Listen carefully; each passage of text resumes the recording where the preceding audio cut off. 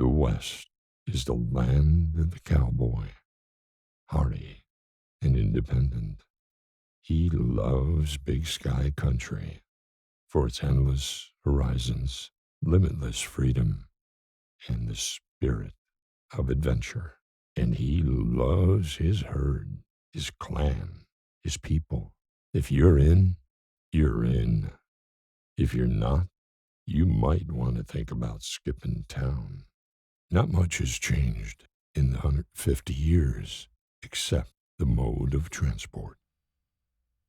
Greg, a native of Boise, Idaho, was a mechanic and owned his own workshop on a deserted strip of the 89 between Livingstone and Pine Creek. He was also born to be wild.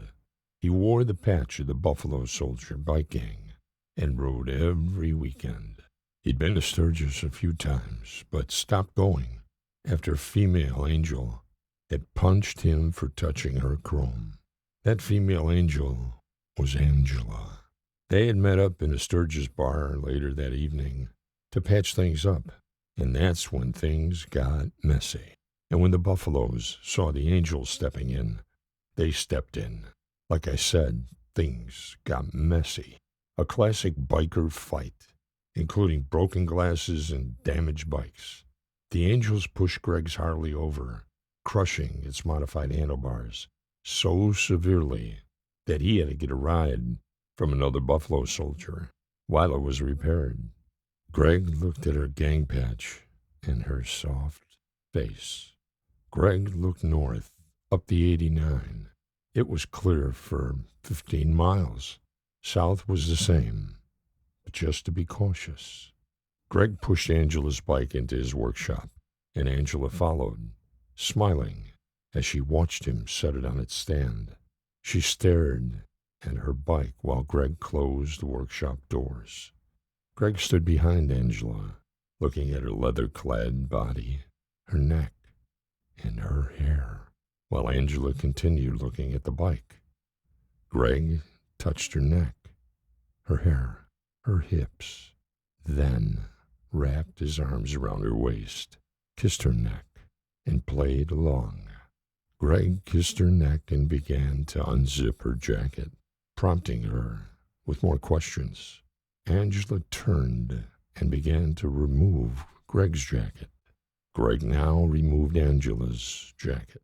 A thin t-shirt barely concealed her breasts as she breathed deeply, her arousal rising and her need for him accelerating. He unbuttoned her tight black riding trousers and began to push them over her hips, revealing her delicate panties beneath. She was breathing heavily. Greg pushed her backward, sat her on a workbench in the workshop, and pulled her panties off. He then removed his own clothes, opened her legs, and stood between her knees, hard and ready. Greg pushed her knees back and opened her fully to his arousal, and Angela's desire for him was clear, begging for him.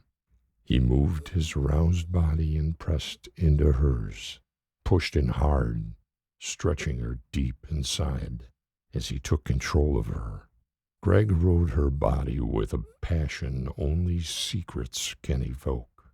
He then threw his jacket on the floor, picked her up while still deep inside her, laid her down on his jacket, and drove deep into her, over and over again.